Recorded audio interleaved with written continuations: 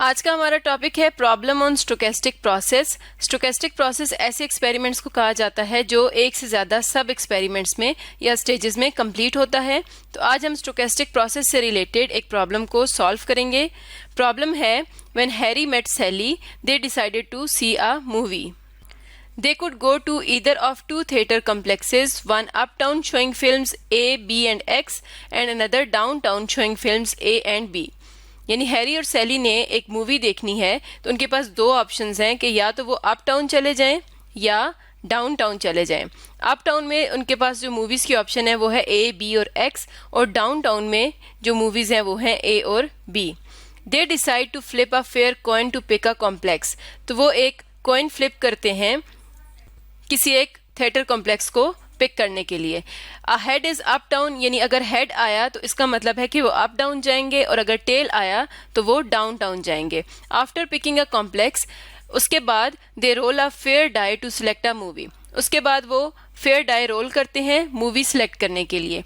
If they are uptown and 1, 2 और 3 come up दे see movie ए। यानी अब जब वो डाई रोल करेंगे तो उसमें अगर वो अप डाउन है, यानी पहले अगर हेड आया था वो अप डाउन है, उसके बाद 1, 2 और 3 में से कोई भी एक आउटकम आती है तो वो फिर मूवी देखेंगे ए। अगर 4 और 5 आता है तो वो मूवी बी देखेंगे, और अगर 6 आता है दे सी एक्स। इसी तरह if they are downtown, यानी अब अगर वो डाउन टाउन है, यानी जब उन्होंने कॉइन फ्लिप किया था टेल आई थी तो वो डाउन टाउन जाएंगे। उसके बाद जब वो डाई रोल करेंगे तो उसमें अगर 1, 2, 3 और 4 आता है तो वो मूवी ए देखेंगे, एंड बी विद 5 और 6, यानी 5 और 6 डॉट्स आते हैं तो फिर वो मूवी बी देखेंगे। After the movie they will have a late night snack. Movie के बाद वो एक स्नैक लेंगे। इफ दे सी मूवी ए, अगर वो मूवी ए देखते हैं they go to a delicatessen for the snack, and if they see movie B or X they are equally likely to go to a delicatessen or to a sushi bar. यानी अगर वो movie A देखते हैं तो वो फिर डेलिकेटेसन में जाएंगे स्नैक के लिए, और अगर वो बी या एक्स देखते हैं तो फिर बराबर चांसेस हैं। इक्वली लाइकली का मतलब होता है इक्वल प्रोबेबिलिटी, बराबर चांसेस हैं कि वो डेलिकेटेसन में भी जा सकते हैं और सुशी बार में भी जा सकते हैं। Find the probability that they see movie B. तो हमने प्रोबेबिलिटी फाइंड आउट करनी है कि वो मूवी बी देखते हैं। The probability that they eat a sushi bar, इसके अलावा हमने सुशी बार यानी जो एस हमने यहाँ पर शो किया है तो एस के लिए हमने प्रोबेबिलिटी फाइंड आउट करनी है। And the probability that they see movie B and eat a sushi bar, यानी यहाँ पर हमने पहले प्रोबेबिलिटी फाइंड आउट करनी है मूवी बी के लिए, सेकंड हमने प्रोबेबिलिटी फाइंड आउट करनी है सुशी बार के लिए, और थर्ड हमने प्रोबेबिलिटी फाइंड आउट करनी है मूवी बी और सुशी बार। तो इसे हम लिखेंगे बी यूनियन एस।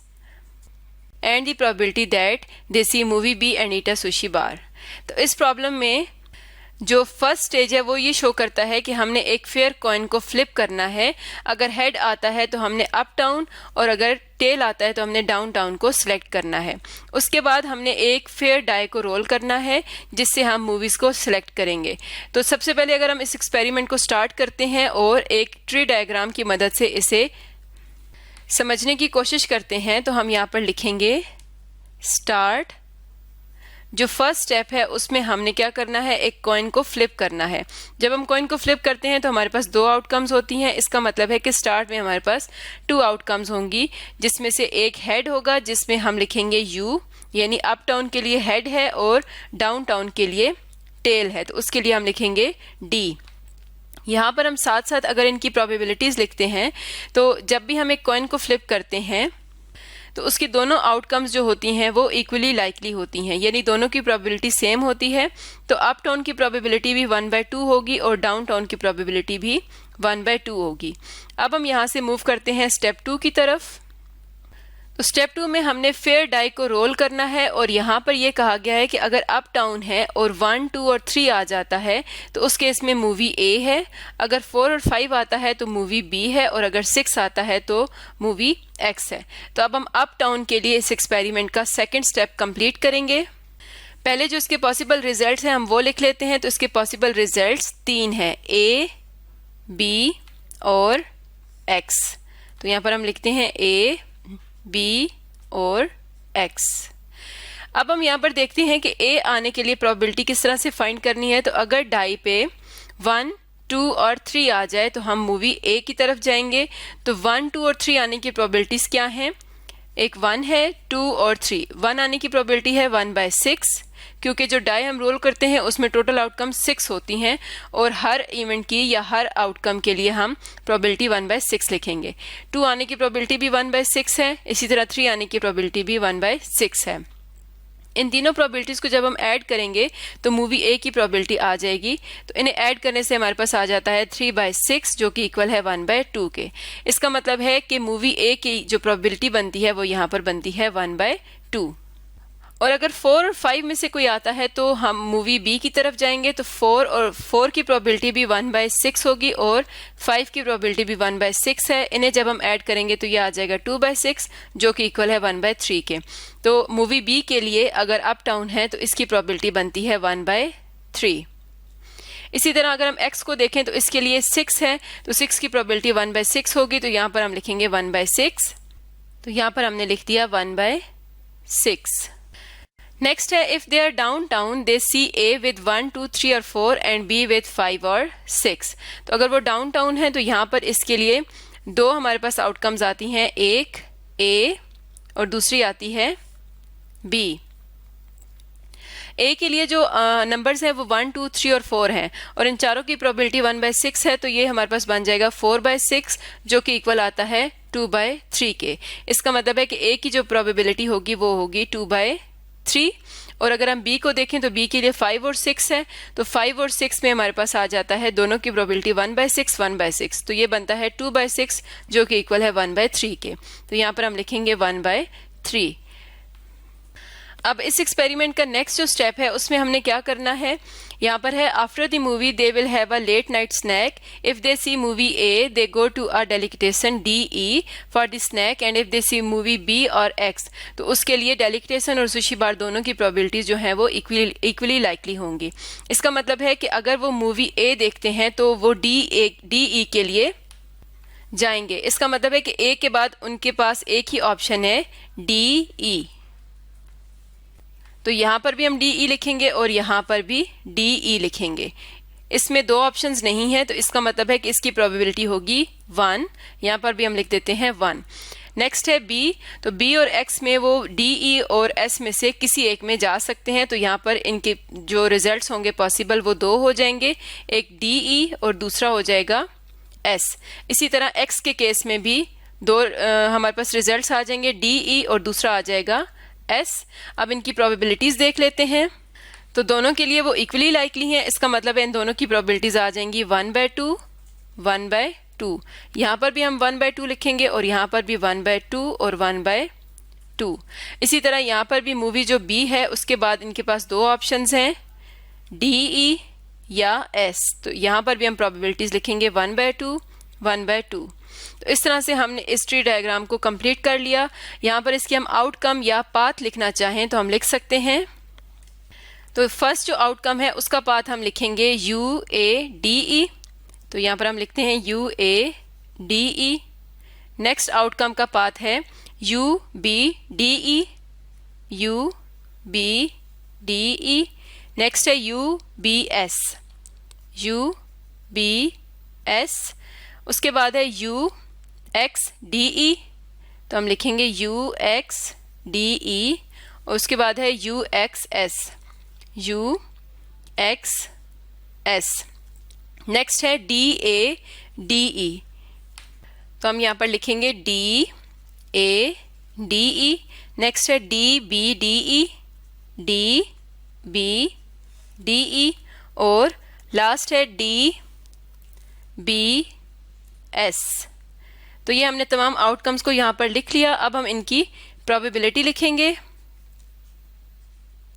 तो इनकी प्रोबेबिलिटी हमारे पास किस तरह से आएगी, हर पाथ की प्रोबेबिलिटीज का हमने प्रोडक्ट लेना है। तो फर्स्ट हमारे पास UADE की प्रोबेबिलिटी आएगी 1/2 मल्टीप्लाइड बाय 1/2 मल्टीप्लाइड बाय 1। तो ये हमारे पास आ जाता है 1/4। नेक्स्ट अगर देखें UBDE की, तो ये है 1/2, 1/3, 1/2। तो ये आ जाता है 1/12। इसी तरह नेक्स्ट है UBS, तो इसके लिए हमारे पास आ जाता है 1/12। तो हम यहाँ पर लिखते हैं 1/12। 12। नेक्स्ट है UXDE, तो इस केस में हमारे पास प्रोबेबिलिटीज हैं 1/2, 1/6, 1/2, तो ये आ जाएगा 1/24। नेक्स्ट है UXS, तो इस केस में भी हमारे पास आ जाएगा 1/24। उसके बाद है DADE, तो इसकी प्रोबेबिलिटी है 1/2, 2/3 और 1, तो यहाँ पर 2 और 2 कैंसिल हो जाएंगे, हमारे पास रह जाएगा 1/3। नेक्स्ट है 1/2, 1/3, 1/2, तो ये आ जाता है 1/12, और नेक्स्ट भी हमारे पास यही है, तो इसकी प्रोबेबिलिटी आ जाएगी 1/12। तो इन तमाम आउटकम्स की हमने यहाँ पर प्रोबेबिलिटीज भी लिख दी। क्वेश्चन था हमारे पास find the probability that they see movie B. अब हमने मूवी बी के लिए जो प्रोबेबिलिटी है वो फाइंड करनी है, तो हम यहाँ पर लिखेंगे प्रोबेबिलिटी ऑफ बी।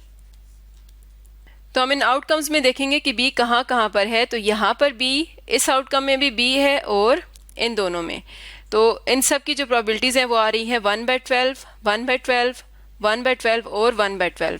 तो इसका मतलब है कि हम यहाँ पर लिखेंगे 1/12 प्लस 1/12 प्लस 1/12 प्लस 1/12, तो ये हमारे पास आ जाएगा 4/12 जो कि बराबर आता है 1/3 के। तो इसका मतलब है कि probability of movie B is 1/3। Next question है the probability that they eat a sushi bar. तो सुशी बार के लिए अब हमने प्रोबेबिलिटी फाइंड आउट करनी है, तो हम लिखेंगे प्रोबेबिलिटी ऑफ एस। तो जहां पर भी हमारे पास एस आता है हमने उन प्रोबेबिलिटीज को ऐड करना है, तो यहाँ पर है एस और इसी तरह यहाँ पर और यहाँ पर, तो ये तीन हमारे पास आते हैं। यहाँ पर है 1/12, 1/24 और 1/12, तो इन्हें हम ऐड करेंगे तो ये आ जाएगा 1/12 प्लस 1/24 प्लस 1/12। इन्हें हम ऐड करेंगे तो ये हमारे पास आ जाता है 2 + 1 + 2 डिवाइडेड बाय 24, जो कि इक्वल है 5/24 के, यानी सुशी बार के लिए जो प्रोबेबिलिटी आई है वो आई है 5/24। नेक्स्ट पार्ट है and the probability that they see movie B and eat a sushi bar, यानी अब हमने बी और एस दोनों का इंटरसेक्शन देखना है। तो दोनों का इंटरसेक्शन हम किस तरह से देखेंगे कि ऐसा पाथ जिसमें पहले बी आ रहा हो और फिर एस आ रहा हो, तो ये कौन कौन से हैं, एक हमारे पास ये पाथ है और दूसरा हमारे पास ये पाथ है, इन दोनों में बी और एस आ रहा है। तो इनकी प्रोबेबिलिटीज क्या हैं, यहाँ पर 1/12 है और यहाँ पर भी 1/12 है, तो हम यहाँ पर लिखेंगे probability of B intersection S, तो ये आ जाएगा 1/12 प्लस 1/12 इक्वल्स टू 2/12 जो कि बराबर है 1/6 के। तो B इंटरसेक्शन S के लिए जो प्रोबेबिलिटी आ रही है वो आ रही है 1/6 के।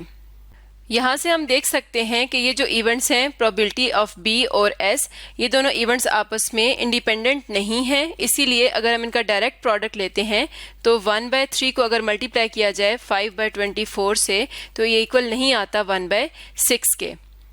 अगर ये इंडिपेंडेंट होते तो इनका जो प्रोडक्ट था वो डायरेक्ट 1/6 के इक्वल आ जाता। तो इस तरह से हम स्टोकेस्टिक प्रोसेस से रिलेटेड प्रॉब्लम्स को सॉल्व करते हैं। आज की वीडियो में हमने स्टोकेस्टिक प्रोसेस से रिलेटेड एक प्रॉब्लम को सॉल्व किया।